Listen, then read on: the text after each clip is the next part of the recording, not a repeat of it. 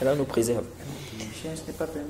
Oui, il n'est pas permis de garder le chien. Le prophète Mohammed sallallahu alayhi wa sallam a dit Man ittakhadha kalban, celui qui va prendre un chien, illa kalba ma'ashiyatin, aw saydin, aw zar'in, intaqasa min ajrihi kulla yawmin qirat.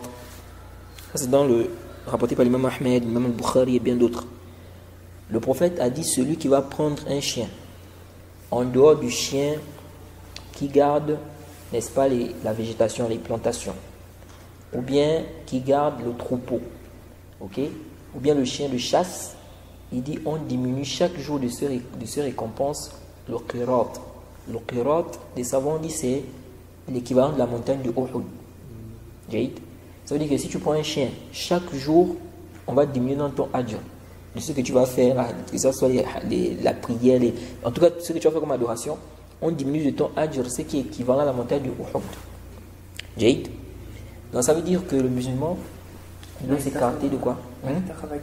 Man ittakhadha kalban illa kalba ma'ashiyatin aw saydin aw zar'in intaqasa min ajrihi kulla yawmin qirat. C'est comme souvent que si tu as un chien, à chaque fois qu'il aboie, on te mentionne des péchés là, c'est... Non. Ça c'est faux. Ça c'est faux. À chaque fois qu'il aboie... Qu'à chaque fois qu'il aboie, on te mentionne les péchés. Non, ça c'est faux. Non. Donc, man ittakhadha kalban illa kalba ma'ashiyatin aw saydin aw zar'in. Il n'y a pas hars. Oui, hars. Dans l'autre version, hars. Hars aussi. Ça va dans le même sens. Oui. Hars aussi. Intaqasa min ajrihi kulla yawmin qirat.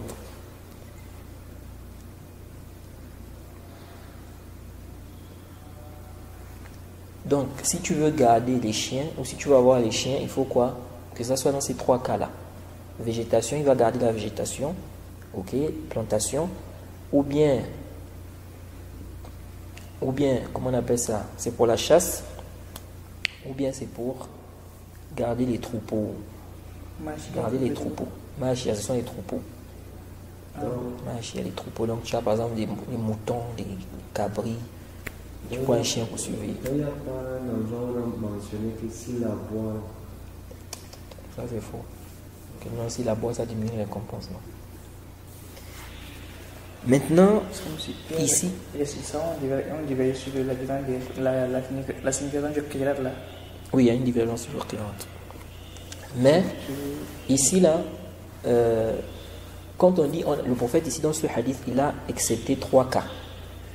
Il n'a accepté que 3 cas où on peut prendre le chien, on peut garder le chien. Est-ce que ici, là, on va faire entrer le fait de garder, pour que le chien garde la maison? Est-ce qu'on va faire entrer? Parce qu'il n'a pas cité la maison. Aujourd'hui, quelqu'un, est-ce qu'il peut prendre un chien? Il dit, moi, je prends le chien. Non. C'est pour soit les végétaux, il garde la plantation. Maintenant, quelqu'un, il veut prendre le chien pour garder la maison. Si peut-être il y a les voleurs, mais moi, je vais prendre le chien, je vais le mettre chez moi. Il y a Juz ou pas? Ici, il y a une divergence. Tu as aussi des hars là, comme quand tu dis que tu as le chien dans la maison, là, tu peux dire il a hars. Non. Hars. Ça va être ça. Plantation, c'est le nom. Jade. Donc, les savants ont divergé maintenant en dehors des 3 là. En dehors de ces 3 cas là. Est-ce qu'on peut prendre le chien, comme par exemple, garder la maison? Aujourd'hui, les policiers aussi prennent les chiens. Ils gardent les chiens pour faire des trucs, c'est pas des, comment on appelle ça, découvrir s'il y a des bombes ou des trucs comme ça, ils entraînent les chiens.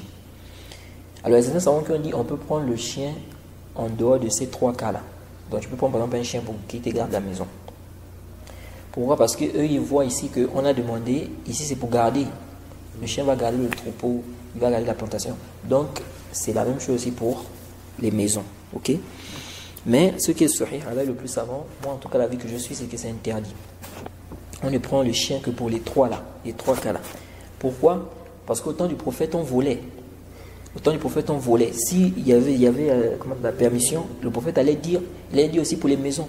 On peut prendre pour garder les maisons. Donc quand le prophète ici cite seulement les 3, il dit sauf, il cite les 3 là, il ne cite pas la maison. Alors qu'il y a les voleurs au temps du prophète, on a même attrapé, n'est-ce pas, une personne qui avait volé au temps du prophète, on a coupé sa main. Donc ici, là, on comprend qu'on ne doit pas prendre pour garder les maisons. Ok?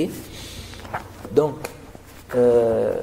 celui qui veut garder sa maison, il prend soit des comment ils appellent? On les appelle comment?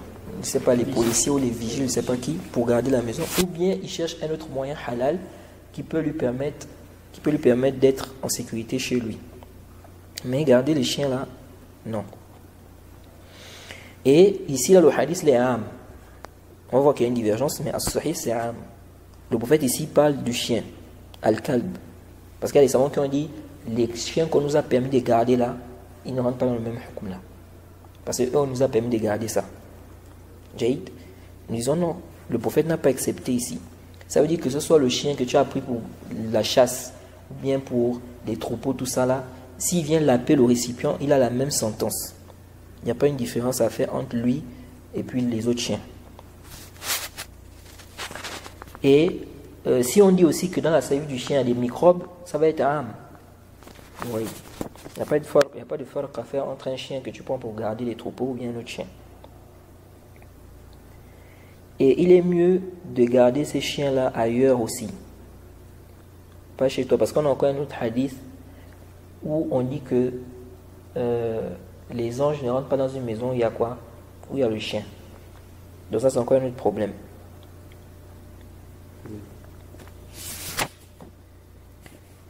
Et quiconque fait scission d'avec le messager, après que le droit chemin lui est apparu, et suit un sentier autre que celui des croyants, alors nous le laisserons comme il s'est détourné, et le brûlerons dans l'enfer. Et quelle mauvaise destination!